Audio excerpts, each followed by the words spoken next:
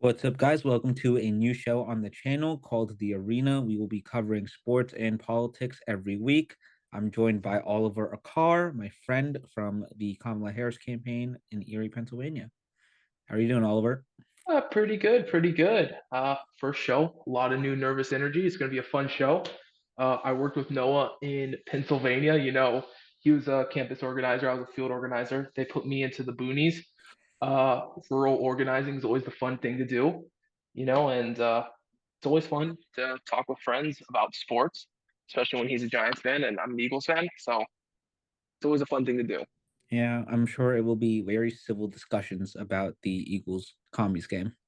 We got a lot to say about that. But we'll start off with the Bills at the Chiefs. The Chiefs are currently a 1.5 point favorite. The over-under is 47.5, and it'll be 32 degrees. So warmer than any weather that I think the entire country is seeing right now, besides LA.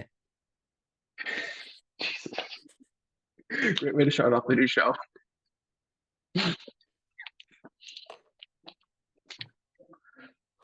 All Am right, I Noah. wrong?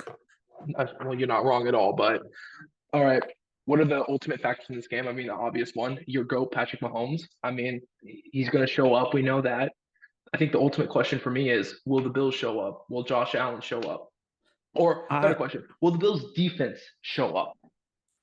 I think that's a much better question. I also think that this is probably the Bills team that is best suited to beat this Chiefs team. I And 100% agree. I think the Chiefs are a very, very, very tough opponent, obviously. And Oliver alluded to it. I do want Patrick Mahomes to win as many Super Bowls as he can in his career so that Tom Brady isn't the GOAT anymore. And I don't have to deal with his bitch ass. I'd like to get that very clear. However, I think that the Bills' defensive line getting pressure on Mahomes is going to be a lot easier than the Chiefs' defensive line getting pressure on Josh Allen. 100% Because agree. Josh Allen took 13 sacks all regular season, which is probably my favorite stat from any playoff team that's left. I mean, that's kind of insane. I mean, the Rams in one game got almost 13 sacks. Like that Chiefs offensive line is pretty bad. I mean, look how Houston got their way with them. I mean, Mm-hmm. it was pretty egregious. I mean, we just got to see how things go if they're able to adapt, if Mahomes is able to make the throws under pressure. Again, I mean, the whole thing is, can the Bills defense just make a stop? I mean, Mm-hmm. I was watching the Commanders game, and the one thing I kept saying to my dad, he's a big Commanders fan, is the Commanders defense. You're not going to get many stops this game, but can you just get those two or three stops you need? Can that Bills defense get those two or three stops they need? You just need like one stop in the fourth quarter. Just make sure they don't score that one touchdown. Or instead of scoring that one touchdown, score that field goal. That's exactly what the Bills need to do this game. Can they do it? That's one thing. It seemed like, though, Texans defense were able to do that. I think the Texans had a great game plan against the Chiefs. It just the offense couldn't capitalize. Mm-hmm. And I I still oh, think, yeah, oh, sorry, even with the Marquise Brown and D Hop additions and getting them back or getting Marquise Brown back, the if the Houston Texans offense was able to do anything fairly well against Kansas City, they could have won that game. Like, I know there was a massive conversation about penalties in that game, which is extremely warranted because a lot of egregious calls were made that helped the Chiefs a lot. However, when your offense scores 12 points, you can't really complain about losing the game. 100%. I mean, it that Texans again. I think you hit the nail on the head. Texans win that game if the offense does anything. I mean, if Joe Mixon goes off for an 80-yard run, they win that game. It's just there's not a lot. I mean, not a lot to complain Because about.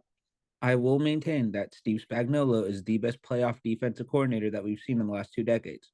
I think that's a fair point. Like, there's Like, not no one much who you can compare to. I mean, the dude shuts down elite offenses. so I think that the Chiefs defensive line or the Chiefs offensive line is going to give up a lot of pressure that Mahomes is going to have to deal with. However, I think that the cycle plays that Mahomes makes in the playoffs will keep happening because I don't think you can really stop them. You can be the 85 Bears defense and not be able to stop that, especially because Travis Kelsey cooks in the playoffs and is still very good at football, even after probably his worst regular season ever. He's Yeah, still phenomenal. And I think this is the game where I think Pacheco has a better game than he's had since he came back from injury. I think that's a good point. Matt Milano coming back, I think, does really make a big difference in this game. I think massive difference. I mean, I don't exactly know how great he is in coverage. Noah, you know this. How is he in coverage compared to other linebackers? Very good. Yeah, he's nodding his head. I I think you're not going to stop Kelsey. Again, you're not going to stop this defense, but slow it down. Slow down this offense. Make the stops you need to make. I'm going to keep hammering this point in. Just get pressure on him. Make Mahomes make those tough throws you need him to make. Because the worst game that the Chiefs offense has played in the playoffs happened in that Super Bowl against Tampa when they did not have a starting caliber tackle on either side. And Mahomes had to Exactly. run around.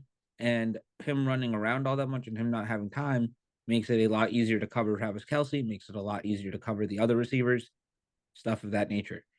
On the flip side, because this is kind of what happened in the Eagles Rams game, which is completely different teams and completely different matchups than what we're talking about. But I think similar vibes where when the Rams defense was able to come up with massive stops, the Rams offense wasn't able to capitalize on that very next drive, 100%. right? They get the safety on Jalen Hurts. Kyron Williams fumbles. Yep. And if Kyron Williams doesn't fumble and they go on to score on that drive, they win that game. I Because unfortunately I do agree with that. I mean, vibes were dead in that stadium. Vibes were dead for the 100%. Eagles. 100%. And I think if you're Buffalo, if your defense is able to get a stop, if your defense is able to force a turnover, the offense has to go out and score on that drive. 100%. Honestly, I think it's going to sound weird, but if I'm Buffalo and I win that coin toss, I don't think it's the craziest thing for them to ask to receive the ball. You want to put points on Mahomes immediately, make him come behind, score on you. I mean, you got to trust that defense as much as you can. And I mean, they were able to stop that Ravens defense fairly well, that Ravens offense. I mean, but you need to get out to a lead. You need to keep piling up the points. 100%. That's what I wanted the Rams to do against Yeah, Philly.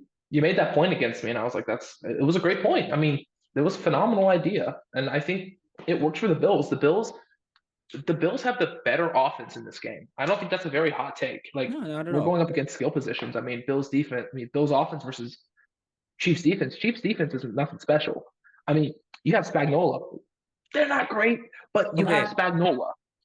That's my the thing thing. is that with the Chiefs defense, they are very, very good. They overall this season did struggle defensively because they lost L'Jarius Sneed and they did not have a starting caliber corner opposite McDuffie.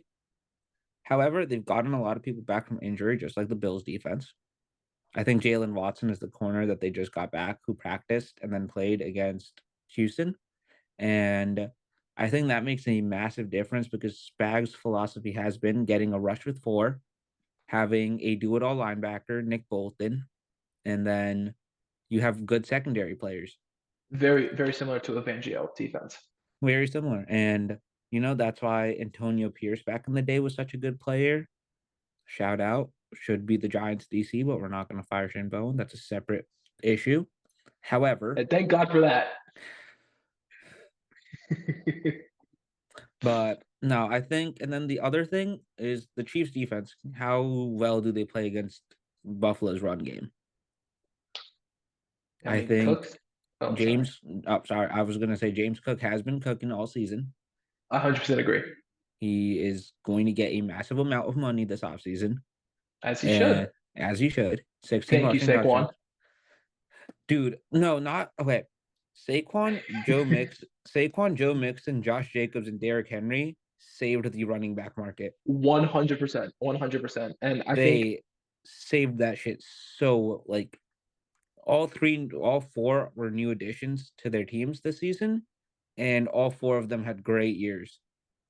And Jacobs and Barkley are still young, so you kind of expect that from them. But Mixon and Derrick Henry are like, okay, slightly older. Like, you can see why their yeah. former team got rid of them. hmm And then they go on to have phenomenal seasons.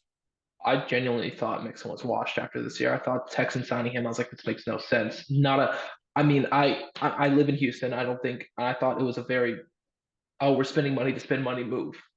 Dude, they traded. I'm pretty sure they got him for like a seventh rounder.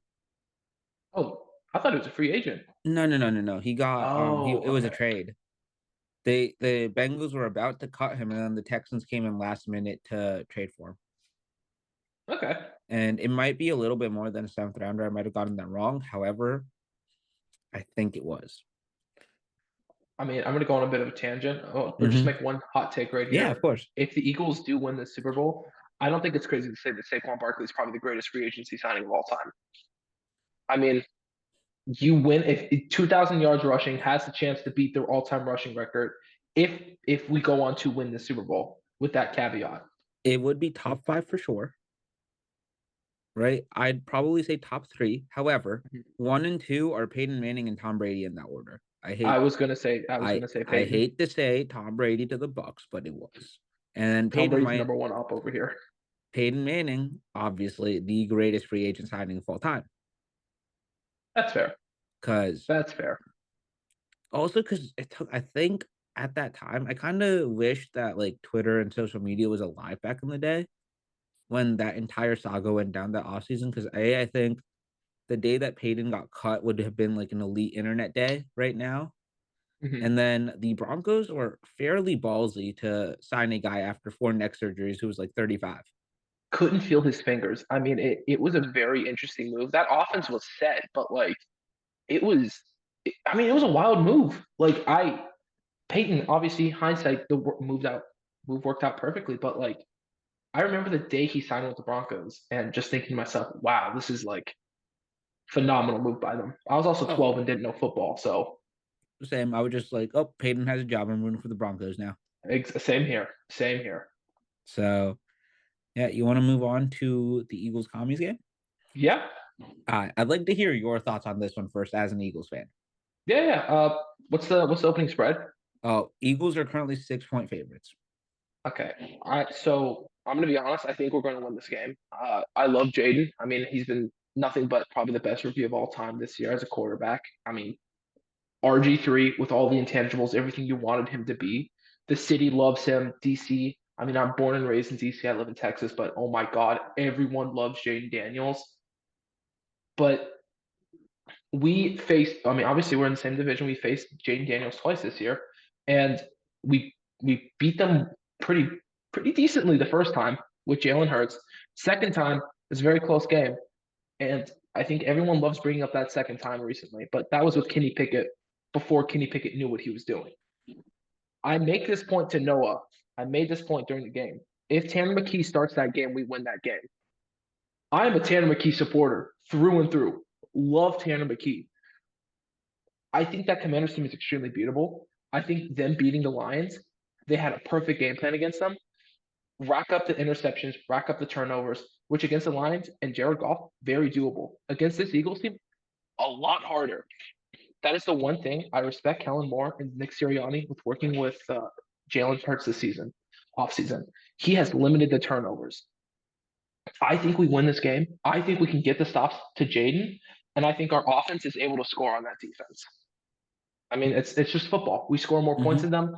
I think that's better. Their run defense isn't very good. The Lions were able to run all over them. It's just Jared Goff threw 5 picks. There's one caveat. I agree with everything that you said. I think the Eagles are going to win. Mm-hmm. My one couple things, obviously, but the biggest one is the Lions offense had more yards than the Commanders offense last game, They did. They did. right? Every winning team had less offense than the losing team. Yeah. And what happened is that the Lions got into the red zone 6 times Mm-hmm. and the Commanders stopped them 3 of those times. That's true. And I think that's where it comes down to. And I think, yeah, they had a perfect game plan. They also had a perfect game plan to beat Tampa Bay. Mm-hmm. And I think that they will have a very good game plan to beat this Eagles team, I can see it right? 100%. Because you know what pissed me off in the Rams game from what they were doing defensively? Mm-hmm. On because like I think I've been very vocal of the fact that Jalen Hurts struggles throwing the ball when he's pressured. 100%. And I don't think that's a hot take. I think that's just No, not at yeah, all. I 100% agree with you on that you take. look at the stats. And I think the Rams gave him a way out because in every like third and 5 and less, they gave AJ Brown an open release, and all he did was run a little slant route, and they converted. Exactly. And I AJ think, Brown or Devontae Smith. what's going to happen is I think the Commanders are about to press the shit out of them because Mikey Sainristil is a very physical corner. Mhm. Marshawn Lattimore is a pretty physical corner. He's kind of washed, but he's a pretty physical corner. Yes. And yes, they got toasted a lot by the Lions, but like 80 of the Lions' 500 yards came on the one play where Teddy Bridgewater was in, and they ran a little jet reverse to Jameson Williams. Beautiful play. Beautiful play, beautiful celebration too. It was very nice. Dude, okay. Remember when Antonio Brown used to do it, and like they said that 3 was the rule? Yeah. And did you see how like Amon-Ra St. Brown and Jahmyr Gibbs literally like picked him up off the ground before he went down for a third time, Yes. and they saved him so much money? that that's It so was funny. so funny.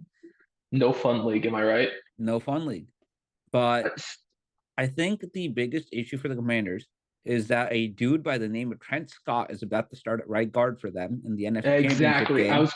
I was going to bring in this point earlier. Yes. And no offense, I have no clue who the fuck Trent Scott is. Jalen Carter killed a man. Jalen Carter's going to kill another man on Sunday. Trent Scott's going to die. I'm not scared to say that. Jalen Carter is pro-life. I know he's pro-choice. He gives you the choice to live or die. Trent Scott is choosing to die on Sunday. So I think the other thing that, remember the first time y'all played each other, we watched that game together. Yes. And what did I tell you before the game even started? Not Jake Elliott. Nope. I said Saquon Barkley kills this team. He does. He does. And Saquon is a phenomenal player.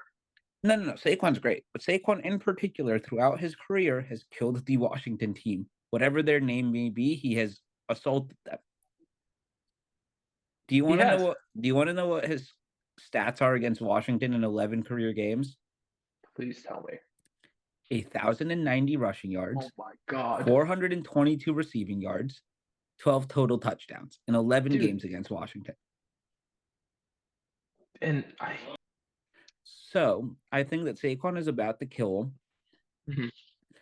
And I think that will remain the strategy for the Eagles, is to run the ball, ask Jalen to do as less as possible. In the nicest way, bro is literally running the Jimmy G offense right now that got the Niners to a Super Bowl in 2019. Okay. And, I agree. Yeah. Right? They're going off of good defense and run game and asking your quarterback to do as little as possible, which is fine. But I think the one thing, dude, I thought Tampa was a better team than the Washington, which I think they are on paper. On paper. Detroit is a infinitely better team than Commanders on paper. I have a gripe to make with this, and I think Washington on paper is not a great team, but holy shit, Jayden Daniels is a great player. I think that's the whole thing. I think even in this game, yes, Jalen Carter is very, very good at football. However, if Jayden Daniels is on the field, Jayden Daniels is the best player on that field. Right now, he is. Right now, I think that's a discussion, though. I mean, the way Jalen Carter's been playing, I think he got double teamed every single play last game except 2. In those 2 plays, he got 2 sacks. I mean, Jalen Carter is a freak of nature. He is. He's very, very good. However, I think what also helps Washington is that they play Jalen Carter twice. They did. Right? Like, it's not like the Rams dealing with him for the first time. Mm-hmm. It's like you've played him twice already. You kind of know what to expect. Also, I think for a rookie quarterback, even though he does not play like a rookie, seeing this defense twice already. Hold on. I want to make a point. I want to go back to the Jalen Carter point. Yes. They play Jalen Carter with Sam Cosmi, who's one of the best guards in football. They have a backup guard currently. If I'm Philadelphia, if I'm Vic Fangio, you're moving Jalen Carter to wherever that guard is, and you're just rushing him all game. That's you're going to double team him, obviously, but you can get lucky on one of those. You can beat that guard. There's going to be 1 time, 1, 2 times, doesn't matter, that he's going to have to be one-on-one, and Jalen Carter's going to win that one-on-one and get a sack. I'm not scared about that. No, I agree. Jalen Carter will. I think Jalen Carter is going to make at least 2 great plays in this game, at least. Mm-hmm. I also think that Washington on offense is going to get the ball out of Jaden's hands as fast as possible. 100. They have to. the one thing that I think is very bad for Philly in this is that the Commanders' offense is most likely going to be a lot of misdirection and a lot of the linebackers needing to use their eyes and trust their instincts and make good plays. Mhm. And I think I, oh, not sorry. having Nakobe Dean That hurts. That definitely is hurts. going to hurt a lot more in this game than it did in the Rams game. And I think that it hurt a decent 100%. amount in the Ram. Like I said, 100%. I think the Rams win that game if Kyron Williams holds on to the football on that drive. I don't think that drive specifically, but I definitely do agree that they win that game if they score a touchdown there. Like I just in general, like they kind of stagnated in the second half. So did y'all. Like the Oh, weather yeah. was not Oh, letting yeah. anybody play offense. However, that was a golden opportunity. And dude, I after Saquon had the second big run and y'all went up 2 scores in the fourth, I shut the game off. And then Mhm. my dad calls me down and he's like, "The Rams are driving." I was like, "Huh?" And then the first thing I see is that Puka catch, Oh, and I was dude. like, and I think even something as little as that, like letting them get the ball back and giving them that opportunity is like this was my gripe last season with this team as well. Uh-huh. I think until the Chiefs game last season, like up till the Chiefs game, including that, they were playing sound football and they were winning games. Yeah. I think what I happened. Sorry. Uh-huh. No, no, no. I would like to for the Puka Cat specifically for just stagnating. And I mean, obviously, you have a lot of great points with this. That's how Washington beat us the second time around. They kept that defense on the field for too long, and that's what happened with the Rams game.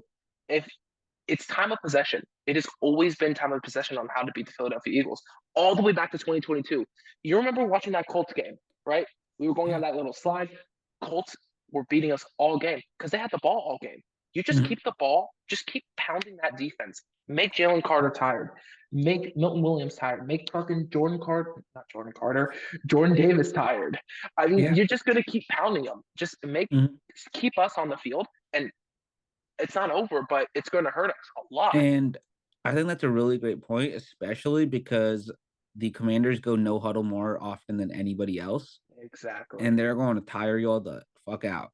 100%. And I'm a little nervous about that. But ultimately, I mean, I'm going to circle back. One of the main reasons I think we won this game is Commanders have one of the worst run, not one of the worst run defenses, but they have a pretty bad run defense. They they do, right? They do. But at the same time, on short yardage, once again in the red zone, like Detroit a couple of times tried just running the ball up the gut and Mm-hmm. scoring, and Doesn't work. they weren't very successful. Yep, I think the Commanders defense has played a lot better the last 2 games than they have. they did in the regular because the Bucks run game. That was my thing in the Bucks Commanders game. I was like, Bucky Irving is going to run all over him. And they held the Bucks, they held Bucky Irving to like eight. Like, yes, he had like 100 yards rushing, but like it Mhm. wasn't like a major one. Oh yeah. Right. And I think Saquon Barkley is the best combination of like size, speed, elusiveness Mm-hmm. as at the running back position. I still think Christian McCaffrey is number one and he's number two. And I thought, Mm-hmm. for the record, I thought that when he was on the Giants as well, because I just think that Christian McCaffrey just gives you more in the pass game than Saquon does. And I think Christian McCaffrey is probably a better run blocker. Although that's the one thing that bothers me about Saquon on the Eagles is that he's becoming a much better pass blocker. Stoutland University, man. Bro, he sucked I on the remember Giants as that. a pass blocker. He was I so bad. remember that. Dude, he He was ripped. trash. So that he has gotten better, but I think that the Commanders will also have a better plan to deal with that because I think straight line speed, Jameer Gibbs is probably faster than Saquon, He is right? 100%. And Jameer Gibbs also has not had like 3 really bad injuries in the last 5 years. Exactly. He's also I He's right. younger. Yeah. So because they didn't struggle with David Montgomery at all, they kept him locked up, and it was Oh David yeah. Montgomery's first game in a really long time, right? So we got to account for that. But I I will say one a few of those red zone runs though were to Montgomery. I mean, Dave they were Campbell. I mean, I don't clearly he's Montgomery wasn't working that game, and Campbell was just like, "We're gonna make sure this works." And it's like, no, dude, I like, mean he's their short yardage guy. Also, at no, he some is. point, you gotta, dude, the way that Jameer Gibbs was getting hit in that game, Hmm. you also have to like spell him for a little bit. Yeah, And like goal line carries are a lot of punishment on someone that's not the biggest dude, that's true. right? And I think Quinion will be fine. I think Quinion's playing. Jalen's gonna play. Yeah. Jalen Hurts. Also, this is the other big thing in this game. I think the Lions' offensive line is second best in the NFL after the Eagles. Hmm.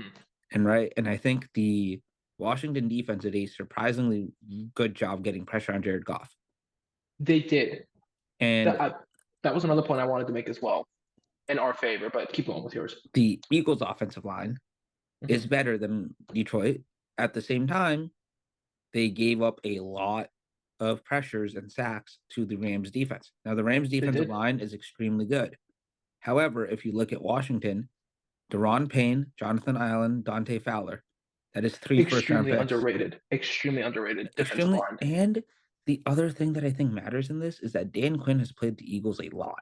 He has. He knows that he's played us in the playoffs. I mean, he knows the Eagles, and Dan just Quinn, he's also played Jalen a lot. he has. And I think the coordinators that see Jalen a lot do a much better job dealing with him. Hmm. Like, I think Todd Bowles has him figured out. He has not He beaten has. Tampa, right? 100%. You made this point And yesterday. Todd Bowles just owns Jalen. I mean, Tampa and is just kills us. and I think like the Niners kind of have him figured out too now. Yeah, And I we haven't think played them recently enough. you haven't, but like remember after that game, obviously it was a I wish me and you were friends when that Niners Eagles game happened because I was such an Yeah. asshole on the internet after that. It was great. But I think remember Nick Bosa after the game said, "Yeah, this is the way to beat Jalen." Hmm. They just got pressure on him with four people, They did. Yeah. and But I that's think it. But that's the thing. Their defensive line leaps and bounds better than Washington. I mean, I'm sorry for interrupting you and cutting your sentence off, but I I think that's another ultimate thing in our favor is that Rams defensive line is way better than Commanders. it Like is, way better. but the once again, it's another unit of the Commanders that has elevated their play in a significant way come playoff time.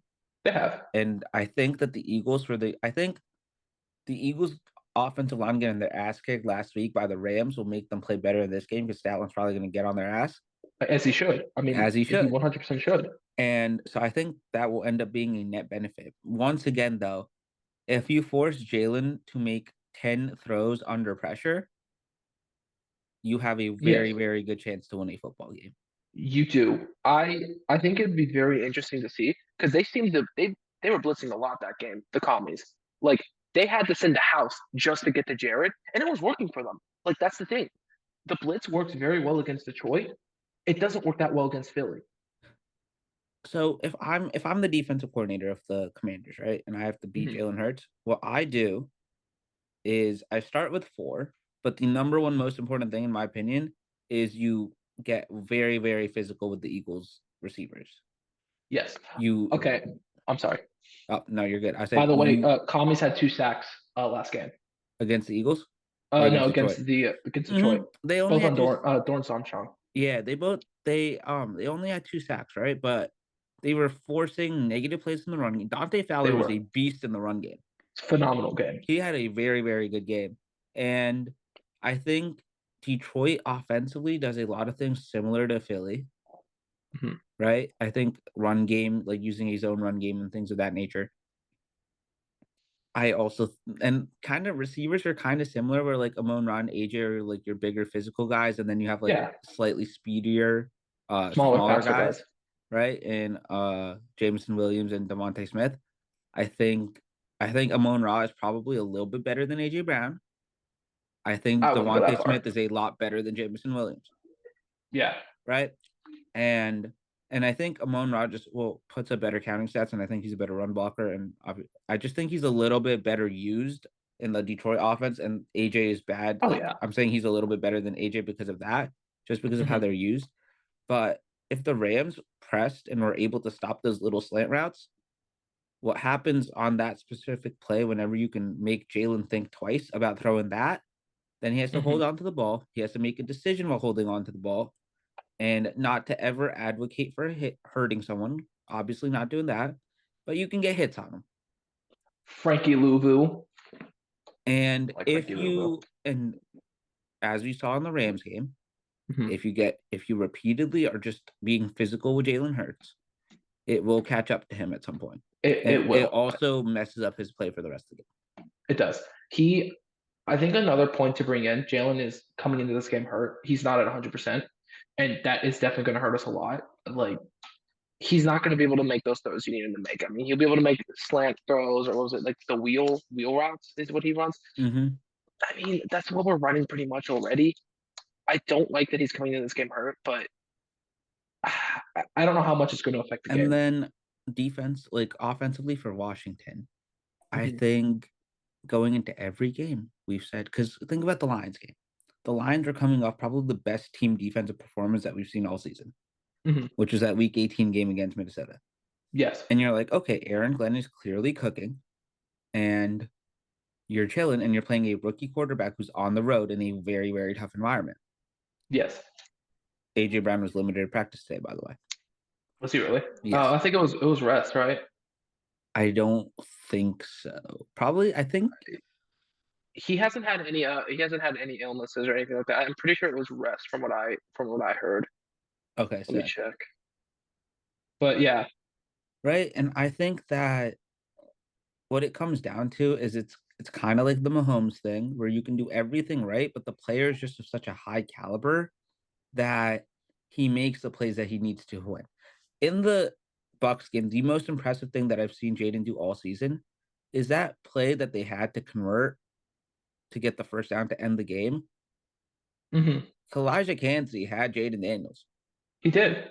and Jaden Daniels got out of it somehow, and he scampered for that 4 yards to get that first down and end the game. He did. It was a Right, beautiful play. right. Same thing against Detroit. It was a little bit more of a blowout at the end of it, but like he consistently made the important plays that he needed to. And besides Yes. the first fourth down, where they did like the little trick play, and The little stupid Marcus Mariota thing. yeah, besides that, every fourth down he made the right play. He did. He did. That's the thing. And They're not going to punt the ball this game.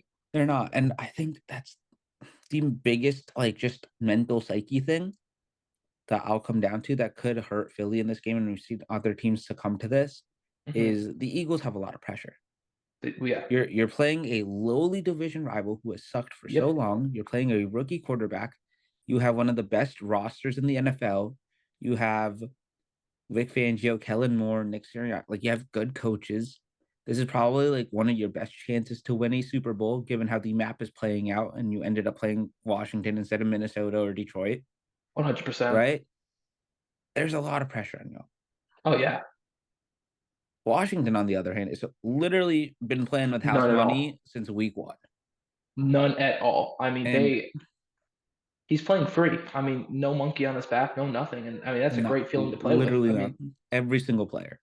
it's And that's you're what right. I what I think Washington did in the offseason that was extremely underrated at the time, I think getting Austin Eckler and Bobby Wagner, Hmm. huge.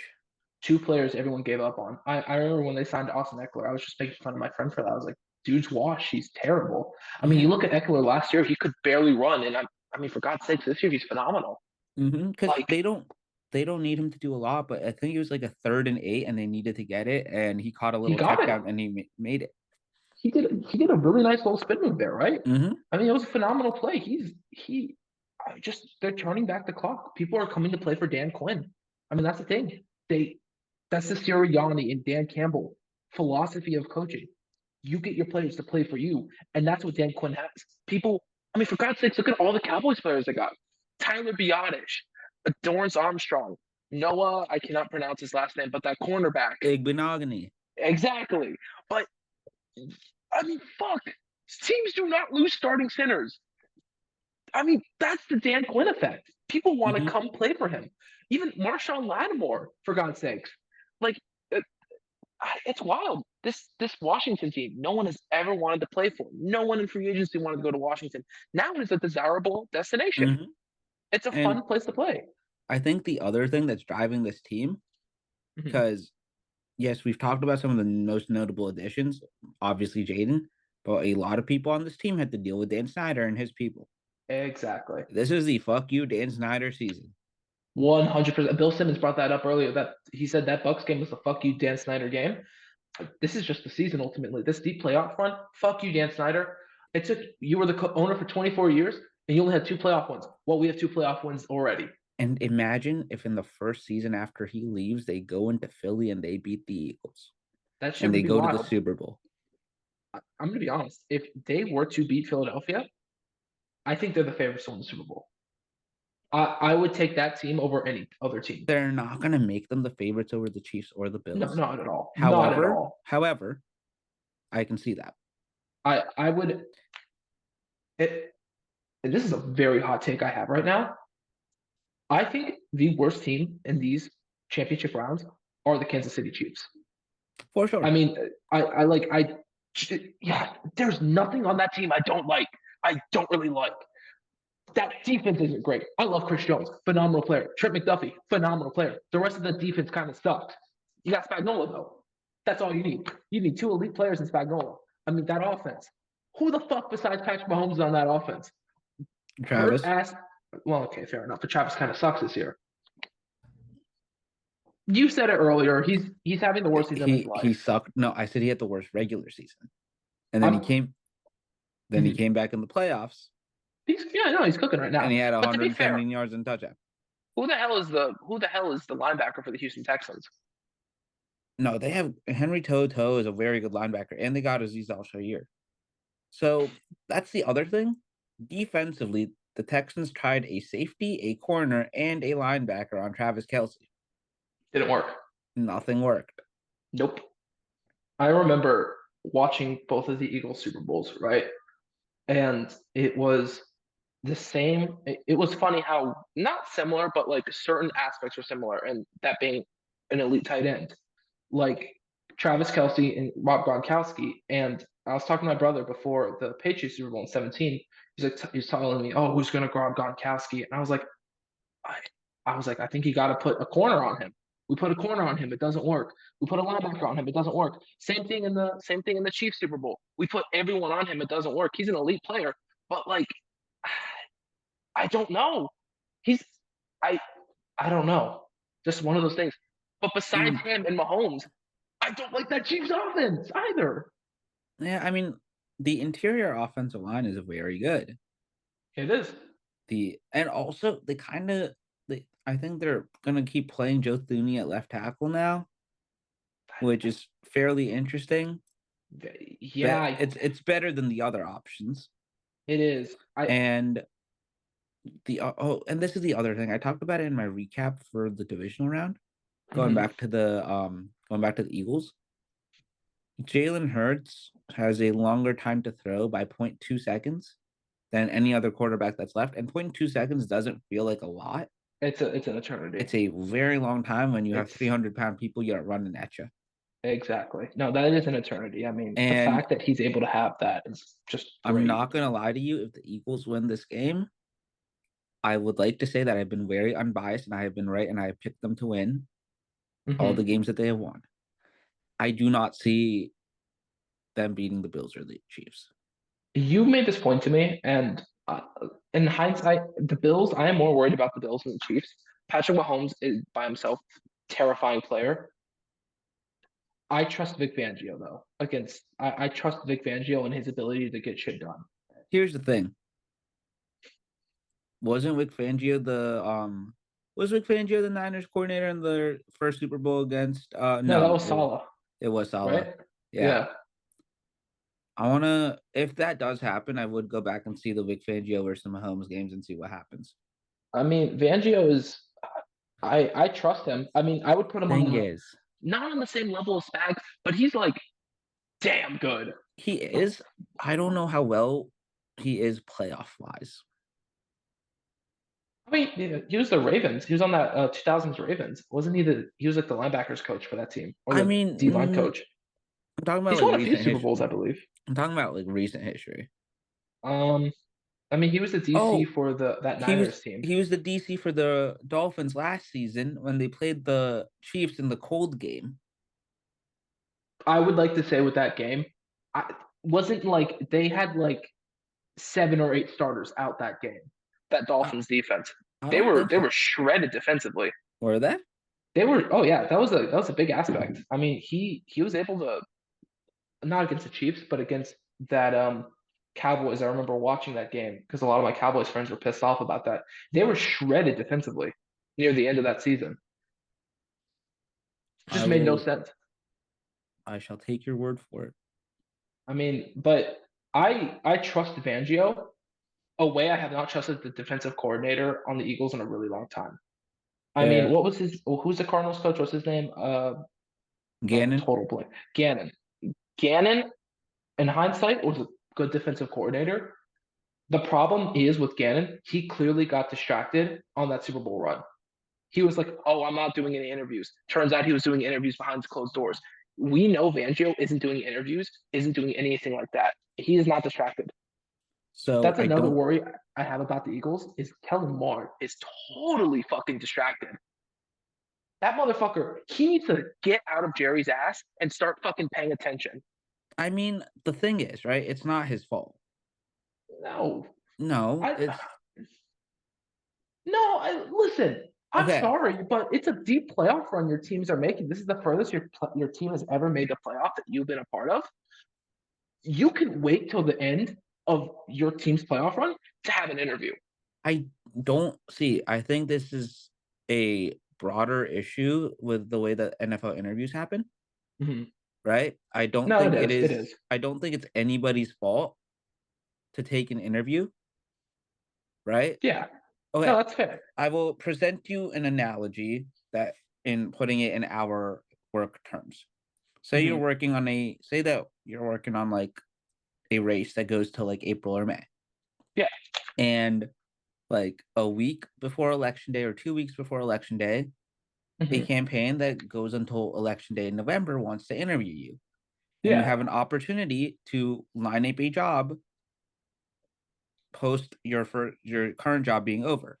No, I get it. I get You're it. probably going to take that interview because you want further employment and you want all of the other things that come with that. No, I agree. But and I would say I would spend most of my time though working on the current campaign ahead of me. You got I to finish the job you're doing right now, I I think. agree.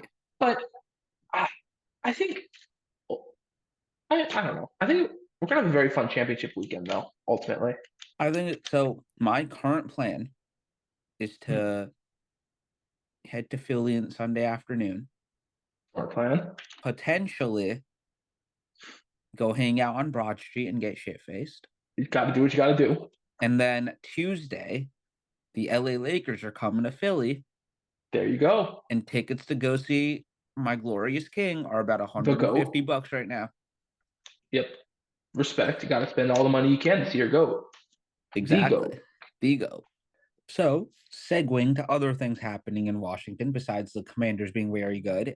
You know what? I'm happy that they're giving people a reason to be happy in that area, It's been given 20 years of suffering. that and also, given the other new person that walked right into Washington this week with, Donald Trump. I don't want to say President Trump. That feels very icky, so I will not say that. But I will call him that. huh? I'm gonna call him that. It's unfortunate, but he was elected. That is true. However, he basically said that Elon rigged the voting machines in Pennsylvania, but that's another topic for another day. Okay. Okay. I'm just quoting what he said. Listen. Let's keep going. But with Trump being elected, with like we said, this being a confluence of political and sports topics that we'll talk about, what are your expectations of a second Trump term? So realistically, I don't think much is going to get done. I mean, we have he has a big majority in the Senate. I mean, obviously that being relative, like a 53 seat majority in the Senate is huge in modern times. I mean, look at the House; it's a goddamn tie right now. That being said, the House is a fucking tie right now. I don't think he's going to be able to get too much done without a lot of Democrat support, or he has the base completely like whipped up in the shape. And I'm sorry, but Mike Johnson is not a good whip. He doesn't know how to control his caucus, and he's not going to be able to get shit done in Washington. He'll probably get an immigration bill done. He'll probably get some taxes done, but I think realistically, that's only going to be the only two things he's going to get done. I don't know. I'm not expecting too much. I think he's going to do a lot of talking. Unfortunately, I do think the economy might like kind of trickle down. I think inflation is going to go back up, but we'll have to see.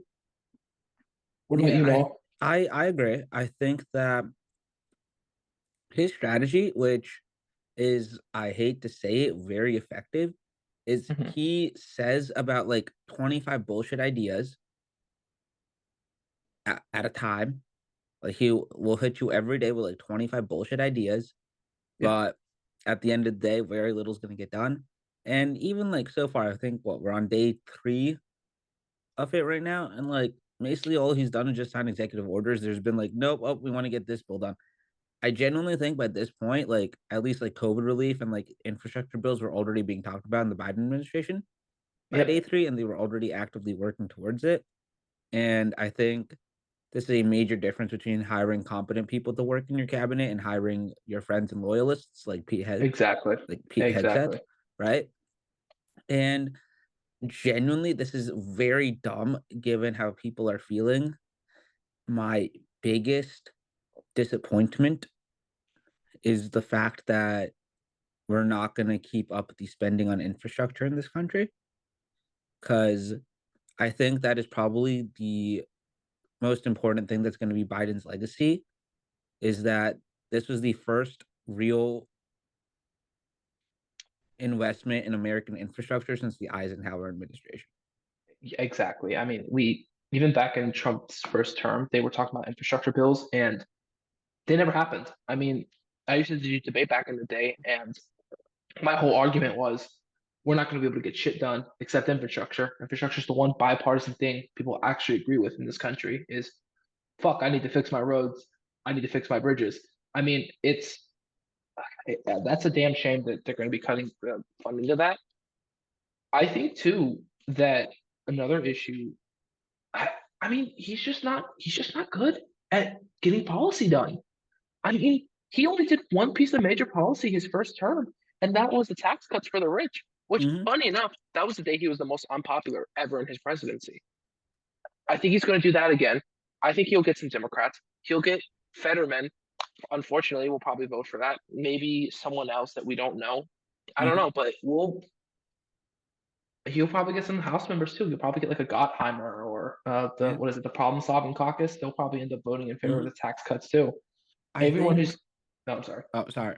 I think the Yeah. scariest thing is that the stuff that like he's signing EOs for and the stuff that he like yaps about but doesn't, I don't think he cares. He's just doing it to pander to his base. Mhm. I think the scary part about that is that's what like incites them to behave the way that they do.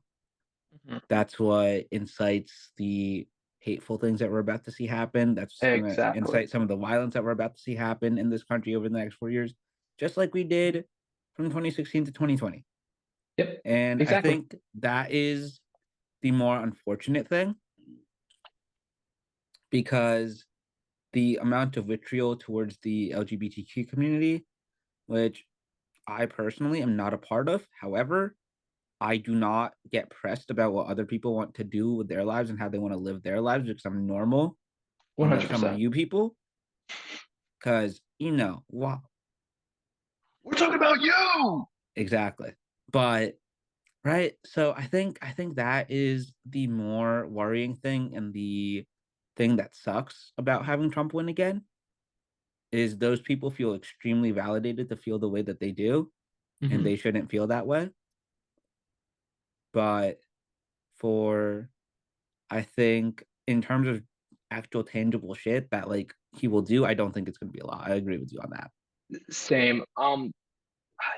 And going back, I mean, you were talking about like he says like 12 things and only one of those things are true. I mean, Steve Bannon says it best. He's just flooding the zone with shit. I mean, Exactly. he did that in 16. He's going to do it again. Like, I think, and ultimately, yeah, he's just going to flood the zone with shit. His base is going to be happy. He's going to sign a lot of executive orders. A lot of them won't happen. Realistically, the birthright citizenship thing, that's going to be in the courts for the next 10 years minimum. Oh, Like 100%. next time a Democrat wins, probably in 4 years, realistically, if I had to guess, um, they'll just overturn it. I mean, Yeah. I'm, but It's just messaging. It shows his base. Look, I'm doing stuff. Look at Joe Biden. He couldn't do anything. Day one, I banned birthright citizenship. I I got us out of the World Health Organization. I got us out of all these organizations. I mean, it shows his base that he's doing stuff. He's messaging and marketing a way that Democrats have never been able to do. Because for some reason, we have to run on laurels. We have to be respectful to other people. We should not do that. No, I not at I all. mean, that's my opinion. I have no power in the Democratic Party, but the fact is we need to market ourselves better. We need to say shit we're doing. Even if we're not doing that shit, we're gonna say we're gonna do that shit. Exactly. I think what we've learned in American politics is before the thing that you had to do was under promise and over deliver. Mhm. I think at this point to be successful in American politics, you got to over promise, and it doesn't matter if you deliver or not. It's unfortunate, but it is true. I mean, Like, you also another big thing that I want to bring up. You don't need to have a master's degree to understand policy. For God's sakes, and I like Kamala. I worked on the Kamala campaign with Noah. I What the hell is an opportunity economy? I want to build an opportunity economy. I'm sorry. Just say middle class economy. It's the consultant class that keeps messing us up and keeps losing us these races. They try to bring our message to people who I don't even know. I don't even understand half of what they're saying half the time. I think, and I've been rewatching West Wing, Hmm. and I think in the first time that like when Bartlett runs for re-election against Richie in West Hmm. Wing, I think they framed that debate very well, where the Democratic politician, the Democratic candidate for president, is portrayed in a very elitist Nobel Prize winning economist light. Yep, And then you have like an everyday guy, governor of Florida, who's running against him. exactly. And I think what the show shows, I legitimately think that it shows a template for how to show people that you're smart and qualified to do what you want to do and qualified for the office of president of the United States, but at the same time, avoid talking down to people. I like that, and I will agree to a certain point about that. But I think a weird problem I've had with the Democratic Party for so long is the elitism. I mean, just we are elitists through and through.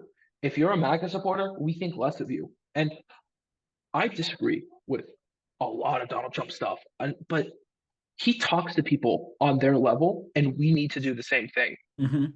I mean, we also, I mean, to get a job in Democratic politics or a Democratic Party, I'm sorry, but you shouldn't need a college degree. Why not run the union organizer who doesn't have a degree or something like that? Why don't you run someone who knows their community well enough? They don't have a degree, but that would never work in Democratic politics. I'm sorry, if you're not a rich CEO or if you're not a prosecutor or if you're not a lawyer, you're not going to get a job. Democrats don't want you. Republicans will take you in a heartbeat, though. Mm-hmm. I mean, it's ridiculous. You know what's wild? And I may be completely wrong here, and you can say that, Hmm. but Joe Biden was kind of the antithesis to the current Democratic Party in How that so? in that aspect, where he's not like a supremely rich dude. Like he probably has a bunch of money from speaking fees and writing books and shit. But He had to declare bankruptcy. He had to almost foreclose on his home to save Beau Biden, his son. say like Well, I sell his think house, but I think he is like the antithesis, like a career politician who got into it to help the American people and yeah. stayed with it for 50 years Hmm. and did it at every single level that he possibly could. Yeah, And I I agree. think I think we need to find people like that who are obviously younger, who are not 80 years old. Cause I agree. I so, I'm sorry for cutting you off again, no, but you're good. I think uh, career politicians. I do not like career politicians. I don't think they benefit anyone. We need people, and this is why I'm in favor of term limits. We need people who have been on the streets recently, who understand the community, who understands the struggle of the everyday people, and people like Nancy Pelosi, and unfortunately, people like Joe Biden, people like Obama, they just don't understand that. They've been No. in their elite bubble for so long that they're just like, I don't know what's going on. We need more tax cuts. Oh, these organizations need more money. And it's like, no, I mean, we need Medicare for all. We need to make sure these people are able to eat. We need to make sure that I can pay my rent. I think And it comes down to messaging. I think if you message it the right way and use all the right buzzwords and avoid certain words, there is no one in this country who would be opposed to Medicare for all besides the private insurance companies. Yes, There's I think no one on the planet. I wouldn't go that far. I mean, if people, because I've talked to a lot of people who don't like it, unfortunately, and I'm as a big proponent of Medicare for all. I think realistically, the public options are much better. Is much Mhm. better, but Medicare for all still great idea. But I don't know where else to go with that. I'm going to be You're honest. good. I think we just need it's messaging though. You're right. I mean, Donald Trump has so many policies that will hurt his own people. Cutting Social Security. That's good. Something like more than half of Americans, old Americans, live paycheck to paycheck off Social Security, Hmm. but they're still voting for him. I mean, cutting welfare benefits. Like it or not, a lot of Republicans, a lot of Democrats too, are very poor. They are living below the average national average income or whatever, or below the poverty line is the better term. But he just is able to market himself. He's able to go after those culture war issues. He's able to go say, "This is your problem right here. Now ignore me while I'm cutting Social Security." Yeah. Right. Like even the ads that he was running during the campaign, like I think we had to see it like 6 times every football game. Fucking The trans yup, back. It's a trans jail ad. God, yup, I hate that ad. exactly. It It was worked though. it worked. It was in all senses of purposes a bad political ad, but it worked because culture war. Yeah, no culture. I mean, They yeah, right like right now in the US, like there is a very, very, very big culture divide, right? yes, Like the podcasts you listen to, the music you listen to, what you watch on TV, a lot of that is culture. And realistically, I'm sorry. I think like part of the NBA ratings being down is part of that too, because like the NBA is probably the most liberal sport. Oh, easily. It's not even close. Easily. NBA is the most liberal sport. I mean, coming from two liberals too. I mean, realistically, a solid chunk of your audience is probably fairly conservative. A lot of sports media, extremely conservative. I mean, not extremely, but it's definitely fairly conservative. Mhm. I mean, not many liberal podcasts. The only one I could think of is the one from the Majority Report, and that's about it.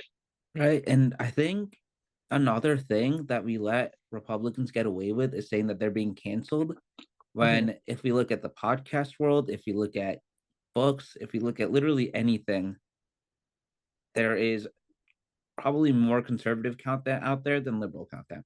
Oh, easily. That's the funniest thing to me, where Republicans are like, "Oh, I'm being canceled for this." Oh, no, you're not. You have a $2 million deal with what's Ben Shapiro's organization called, whatever the hell it's called, and Yeah. it's like, no, you're not being canceled. You have a show. You're getting paid so much money. Hmm. Everyone wants to be Republicans and conservatives want to be victimized so badly that they'll victimize themselves.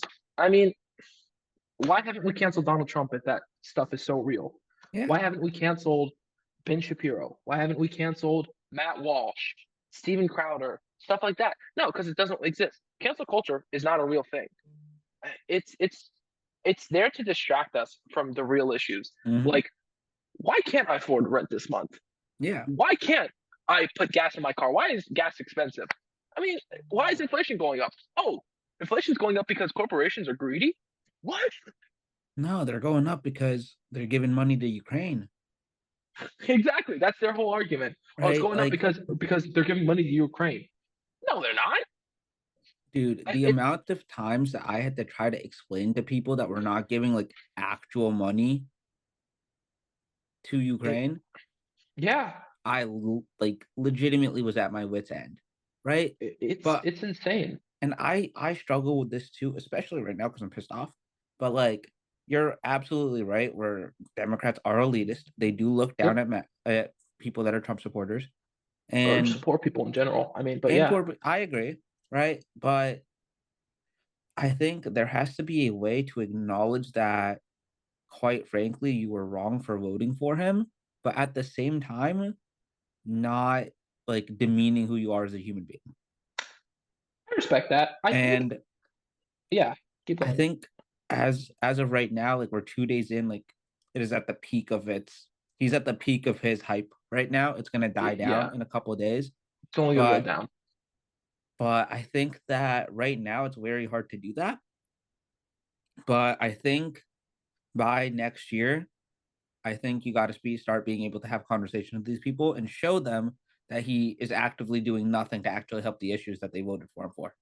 Yes. I And think yeah, I'm sorry for interrupting again. I 100% agree with you. I mean, we can't, I think going out there and saying you're wrong, you voted for Donald Trump, you're an idiot, you're stupid. No, we can't do this. And I've had this conversation with you, I've had this conversation with everyone in the office. I mean, it's just communicating. Talk to these people, talk to these Trump supporters, these MAGA people, like they're normal people. I mean, I was in probably the reddest county out of everyone in Erie, right? I mean, I was in Crawford County, Pennsylvania.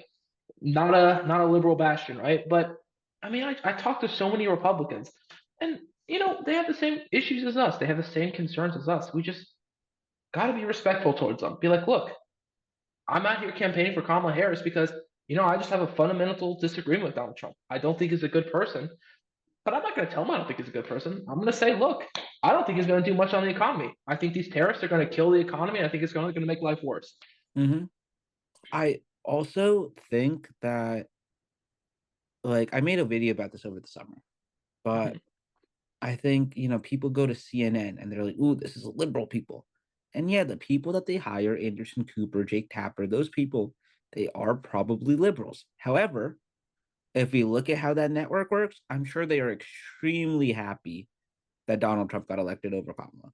Oh, 100%. I They mean, are over so happy since Joe Biden took over, ratings have only gone because, lower and and lower and lower. that's the other thing that pisses me off when they say, ooh, we're being canceled. Like, no, every major media platform actively wants Donald Trump to do stuff, Oh my God, 100%. That is a phenomenal point. Every right? major network, MSNBC, CNN, Fox News, Newsmax, they want Trump to win because they can post it every day. All the stupid shit he says. He floods the zone. I can cover every piece of shit he's going to flood, and I'm going to make $1 million from each thing. Exactly, And right? yeah, I, And I think that that is like the thing that you got to work on as a whole. And I think what's going to help us in that regard, just as the American people and getting the right information, is the rise of things like YouTube, the rise of yes, independent independent media. content creation. Like my guy Aaron Parnas on Mhm. TikTok, bro is cooking with news reports and gives you the stuff as he sees it, doesn't really identify with one side or another, just tells you what's happening. Exactly. And you're I gonna mean, get yeah, more and more people like that because people don't our generation doesn't really watch the news because yeah, that shit is quite frankly boring as fuck unless something major is happening. yeah. Like I, the I, last outside of the 2020 election, the last time I think that I paid attention to a news channel was when Flight 370 disappeared, yeah. right? Because like that's No one like cares. right, News like is unless it's boring. like a holy shit event, no one cares what like quite frankly, Exactly. no one cares what's happening. But Exactly. why these networks love Donald Trump is he says so much shit that either excites people or pisses people off, nothing in between, that they want to go watch it. 100%. And I mean, I've been on the independent media bandwagon for the past, fuck, at this point, 8 years almost. I mean, I've been a huge fan of the Majority Report, like Kyle Kalinske, people like that. They're like, yeah, I mean, Kyle Kalinske is a good example. He takes zero money from any advertisers. He's like, look, I want this to be actual independent media. I don't want to take a cent from anyone, right? Mm-hmm. Except maybe YouTube AdSense. But it's like everyone's getting $1 from somewhere. We got to know where they're getting that dollar from. Exactly. And I And think I don't like that. I think that the media, I mean, well, not the media, but the news in general should be unbiased, I guess is the word. there are certain things that human society needs that should not be profitable. Hmm. I think and top three on my list are or top two on my list are news and healthcare. Okay. I don't think in the grand scheme of things, people should actively be looking to make, and they should be like, even in the term of like a public plan or universal healthcare, like Hmm. it should not lose a shit ton of money either. Yeah. However, it should not be the case like United Healthcare, for example, where they're overcharging people just to make a quick buck. Yeah, your first motive in running a news organization or a healthcare organization should not be how much money can I make from this. exactly. I don't think you should be able to earn any money on healthcare. I think it should be all for nonprofit. I think Mm-hmm.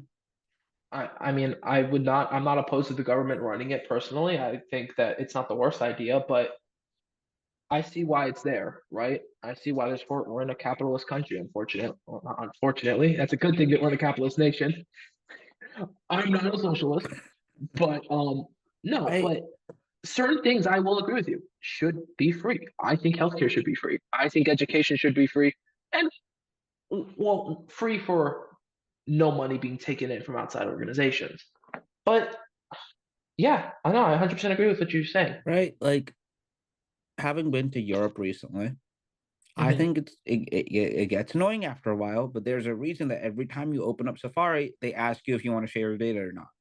It's beautiful. It's It's a beautiful because thing.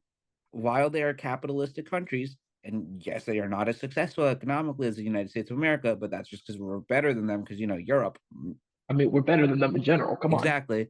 But it is a form of capitalism that protects the consumer before it protects the corporation. Exactly. And that is the Exactly. biggest difference between Europe and America. And that's why the food tastes better over there, unfortunately, because it doesn't have a shit ton of preservatives in it. No, I disagree with that. I disagree with that. Where were you I love my eating? American food. I Okay, love my American food. where were you eating? Dude, okay, look. This is a tangent that has nothing to do with politics. European food is not great. I'm Okay, sorry. here's the Pa- thing. Paris had phenomenal food. I love Paris food. French food is great. British food is trash. German food is trash. Spanish food, they don't season it enough. Italian food's Okay, good, but so American Italian food's better. when I say food is better over there, I'm not talking Oh, about you mean their quality of food? I I'm not still talking about disagree their with you on in that. I'm not talking about their individual like Dishes delicacies and yeah, no, I know and what you mean. individual cuisines. However, German food, if you get the right German food, is extremely good. They don't season it. If you get a good bratwurst on the street in Oh, Berlin or bratwurst is Frankfurt, good. right? No, I That's all agree. you need. You don't need a Dude, fancy sit down restaurant. I However, live off of doner kebab. It's phenomenal. would you But I'm trust my sorry. okay? Would you Mexican trust? food is the greatest food on earth. Okay, cool. Would you trust my opinion on Indian food? 100%. I trust you're like one of three people I will trust your food opinion on. Thank you. I respect that. I mean, You know likewise, what you're talking about. likewise. Thank you. Um, outside of one meal, every single Indian meal I had in Europe last summer was Mhm. better than anything that I've eaten Indian food wise in this country. That's wild. And I'm not even lying. Like, and it would be like the randomest places that I would just go find on like Google because my Uh-huh. dad needs Indian food once a day, That's the funniest thing you told me. I respect right? that, man. Like, I gotta respect that. bro needs his one Indian meal a day, no matter where he is in the world. It's very funny, right? You gotta do what you gotta do. Dude, so much better. I And like, I so I'm sorry. legitimately, because, right? Because certain, this is such a random tangent, but Indian food is very heavy. There's a lot of cream in it. There's a bunch of Oh stuff in yeah. it. Right? That stuff was heavy, but it did not make you feel like shit, and it also just tasted Hmm. better because they just use better things. There's better produce available. They're just better. The produce is better. I will agree with you. But like there is, in my opinion, there is. I don't know. I don't know why I'm. It's just not to my taste, I guess, if That's that makes fair. sense.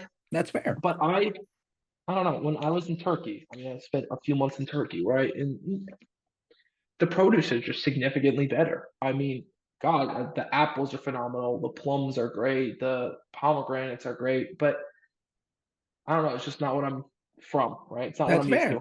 That's fair. But I will get to London. When I got Indian food in London. I was there for 5 days. I got Indian food for 4 days in a row, right? I'm gonna be honest. It wasn't great. It's not to the taste that I'm used to. Okay. It's sweeter. Like, does that make sense? Yes. When They make I it. It's not very spicy at all. I'm very interested to see what your opinion will be on Indian food in India when I take you. Listen, it's gonna probably be phenomenal. I didn't say it was bad. I'm just No, saying no, it no, no, wasn't what I no, was used because to. it's just gonna be a little bit different than what you're used to over here, Okay, listen, right? it's gonna be really good. I bet. It's gonna be really good. I But bet. getting back on topic just a little bit, Uh huh. I wanted to talk about the Stargate project that was announced yesterday. Yeah. And I know that there's not a lot of information about it out right now because it was just announced yesterday and it's a very complicated endeavor. So I Mhm. did do some preliminary research. I will go on a little monologue right now. I apologize. But basically it calls for a $500 billion investment. And the goal is to establish AI dominance in the US. Basically, not let China be better at AI than us. Yeah. And as of right now, the companies involved are OpenAI, Oracle, SoftBank, which is a Japanese bank, Mhm. MGX, which I believe is a British company, are Mhm. the initial equity founders. And then on top of that, NVIDIA and Microsoft are contributing as tech partners. Now, Elon Musk yesterday goes, they don't have the money.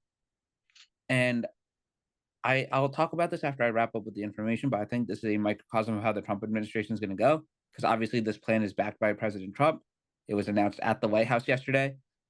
OpenAI said that they're spending $100 billion from the jump. They are currently building, they've broken ground in Texas on a massive AI facility. Microsoft CEO Satya Nadella said that he has 80 billion ready to go in response to Elon Musk's comments. And they will basically want the US to be a global leader in AI development and investment.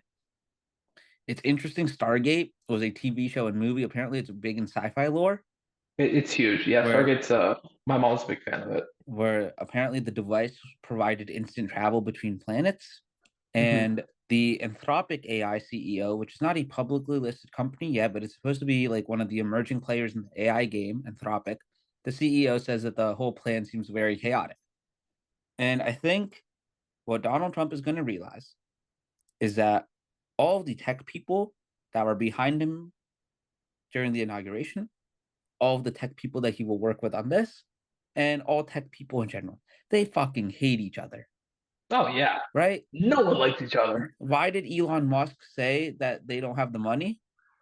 Sorry, ambulance just went by. Why did Elon Musk say that they don't have the money? Because he hates Sam Altman, Yep. which if Sam Altman might be trending on certain apps right now, He's a freak. we should not laugh about that. No, we should not. But I think it's just like a microcosm where you're announcing this like grandiose thing, which in the large scale of things, because I read a bunch of articles, nothing about how much money the US government is about to spend on this. If Donald Trump got a privately funded by tech company $500 billion investment in US infrastructure for AI, Mhm. that's a pretty, I hate to say it, I hate him with a huge, I hate that man with a passion. However, that's based, Yeah. right? And I know some people are like, ooh, what's the point with AI? It's just like faster Google search. But Mhm. I was watching the Pete Buttigieg interview with Hassan Minaj last year before the election. And in it, Pete mentioned that with AI and with the rise of self-driving, they can probably knock down the 40,000 people that die every year from car crashes. If it's only robotic drivers, they can probably knock that down to 10,000. That's But, wild. right? But because a robot will probably, a robot isn't going to drive drunk. A Mhm. robot will not be speeding. It Like won't be there's tired. right? Yeah, there's massive improvements on performance. However, then you kind of have to morally reckon with a robot killing 10,000 people a year. Yeah. And that is the massive drawback. But I also like remember last year when like one update happened and like every airport crashed, like Microsoft just crashed a bunch of things last year. Yeah, I remember that because I was at the airport that day. I was about to be at the airport. I mean, I was supposed to fly out to Erie that day, and I couldn't pretty much. Yeah. That's I wild. yeah, dude, my flight got delayed 2 days. The day I actually flew out, Joe Biden drops out, and Kamala comes in. I was like, That oh, was the day that I got back from Europe, and it was really funny because I saw a tweet right after. It's like, "Yep, the president just dropped out, gonna go back to playing college football," and that's exactly what I did after going on Twitter for 5 minutes. incredibly based. But No, but back right, to the AI. right, even something like that, massive malfunction that delayed a shit ton of stuff, Hmm. and if it went longer, could have had a devastating impact on probably the global economy. I think AI simplifies all of those processes so much, and I don't think that it is terrifying the things that people can do with it. And obviously, as is the case with everything else, I think Europe is going to handle the safety portion of it a lot better than we do. Okay. At the same time, I think there are a lot of tangible benefits that people haven't seen yet with AI. And Mhm. then the other thing, we just shouldn't lose China on it. But I just think like the overall dysfunction that we can already see within 24 hours of this being announced, with the CEOs sniping at each other, Donald kind of he announced it, and then there's not no word from him yet, as far as I've seen, right? No Yeah. word on what this is like. What the yes, there's a broad end goal, but there's no one on like how to do it or like what exactly they're building and stuff like that. Haven't really Mhm. gotten a lot of details yet, and a lot of this is similar to last time, but I think given that companies are involved and companies are committed, I feel like this is something that could be like a tangible thing. It will obviously employ a lot of people, but at the same Yeah. time, it's already chaotic. People are already fighting, and there's a lot of infighting. And one thing I'd like to add, and then I'll shut up and let you talk. I don't think Donald Trump is going to be happy that Elon Musk very publicly went against something that he proposed Not and at all. He's not gonna something like that. that like was a massive thing. Like, I mean, it's like the only real thing that he's done so far is this project. Yeah. And Well, I mean, it's only 2 days as well. it is, but like, Yeah, I know what you mean. but the fact that Elon, President Elon, Vice President Elon, whatever it may be, the Mhm. fact that he went publicly against it, I don't think that relationship lasts longer than a year. Yeah, I mean, from the beginning, I just think that Trump and Elon just will never. They're too like positive energy or whatever the hell that means. They're always gonna disconnect to each other. But with the AI, I mean, obviously, I think it's pretty nifty. It's pretty cool, but I am not the biggest fan myself personally. I think it takes away a lot of American jobs, like very high skilled American jobs. That personally, I mean, I it's great that we are able to do this, that we are able to fund this. But at the same time, I'm like, I don't know. You're right. It's going to be a shit show. I mean, all these companies are going to try to do their thing, and then they're all going to fight, and then they're all going to say, "Oh, I'm doing it better." No, I'm doing it better. Hmm. But And yeah, for all of his claims about being like tough on people and being a tough negotiator and things like that, I don't think Donald Trump has the social skills necessary to babysit a bunch of egotistical finance or tech bros. I think weirdly enough, I could definitely see Trump just bullying the shit out of them, though. I mean, Donald Trump, yes, he doesn't have the mental capacity to babysit him, but he can tell him to shut the fuck up and do your goddamn job, I think. Oh, And 100%. that is a love him or hate him, that is something he's able to do. And I don't know what the Elon, but going back to the Elon Musk thing, I think he's just mad that he wasn't involved or he wasn't invited. I mean, Hmm. we're gonna see something. Watch in like a couple of weeks or a couple of years. We're gonna see something. Elon's gonna do the exact same thing, except he's gonna call it like, "Oh, Tesla AI," some dumb No, shit I like mean, that. he already has his Grok AI on X, Yeah, right? And and that shit sucks. it does, it's very bad, right? But yeah, like I think a lot of his beef, I think, because like I think Elon 8 years ago was probably a massive lib, right? Or not massive in all senses of beings, but I don't think he was like No, he was definitely this. more liberal. I think He was not Nazi salute level. he could have been. Yeah, no, I I mean, mean, he did grow up in South Africa. That's a very fair point. yeah, But right, I think a lot of his anger towards the Democrats was because he didn't get invited to the electric car conference. he hated Democrats before that I though. mean, he hated them before, but that shit pissed him off. What I have read is that it's just hatred that his daughter is trans now, and going back to just social war, man. I mean, culture Yeah, war. I It's mean, just stupid shit like that's that. that's also what gets all the people excited. Yeah, So they got to do that to pander to their base. exactly. I mean, it's a bunch of bullshit, but it's a cool. I mean, I like spending money. I like that I like that we're able to spend money to put America first in something. Again, I mean, I told you this off screen, but I think AI is just kind of the next buzzword. I Hmm. don't know how much of an actual practical effect it's going to have. There will be an obvious practical effect, but like how much of it is it going to be? Because remember a few years ago, NFTs were the hot thing, and what Oh, was it, Web 100%. 3, and Yep. then just a whole bunch of stuff like that. And I think AI might be the next thing, but who knows? I mean, I it clearly think, seems like it's stayed longer than all those other things. right? I think the major difference between something like an NFT and artificial intelligence is, even though the word artificial is in the title, you can see AI at work. Like you can go on to ChatGPT Oh, and you can use it for something, oh yeah. right? No, ChatGPT is phenomenal. Right. So you can see AI like actively working. I Yeah. think why NFTs, why crypto have never like full on caught on as much as AI has is because you can't see them. You can't see the value. Like it's Yeah, just I an agree. NFT is just a photo on your phone, Exactly. I right? think, yeah. And people spent their money on it and they're like, okay, cool. Even with crypto, people have been saying that cryptocurrencies is going to do phenomenal under Donald Trump. I mean, I Today, think it will. almost every stock that I own went up today, and almost Uh, every cryptocurrency that I own went down today. really. Yes.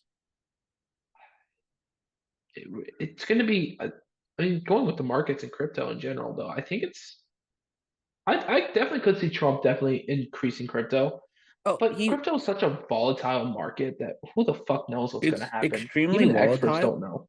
Oh no, like literally, I worked in finance last year. We were not allowed to give any advice on cryptocurrency whatsoever. Because no one knows what's going to happen with No, it. you I can't mean, predict what happens. that's the thing. Crypto is so vibes based, where like at least with the economy you can predict shit. Crypto you just can't. It's like, oh, Elon Musk had a bad day. It's going to go down.